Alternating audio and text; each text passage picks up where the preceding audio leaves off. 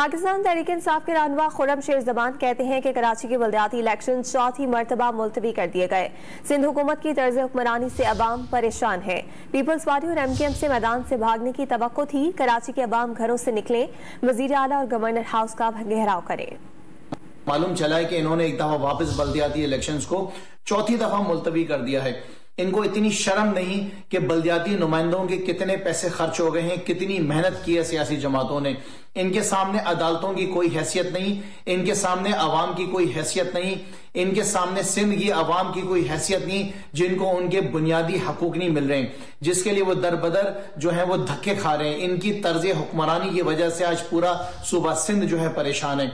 हम सख्त अल्फाज में पाकिस्तान पीपल्स पार्टी की मैदान छोड़ के भागने की मजम्मत करते हैं। हमें इनसे पूरी तवक्को थी, इनकी भी और उनके साथ साथ इनकी मजबूर कौमी मूवमेंट की भी। अब ये यकीन आ गया, सबने देख लिया कि ये दोनों सियासी जमातें जो सिंध की दुश्मन हैं, जो कराची की दुश्मन सियासी जमातें हैं, और इनकी वजह से आज तक जो है सूबे सिंध की आवाम को जो है उनके बुनियादी हकूक नहीं मिल रहे हैं। मैं आज अपनी पार्टी से कहूंगा कि बल्कि पूरे कराची से मैं कहूंगा कि पूरा कराची अपने घरों से बाहर निकले, चीफ मिनिस्टर हाउस का भी घेराव करे, गवर्नर हाउस का भी घेराव करे और इनको सबक सिखाए।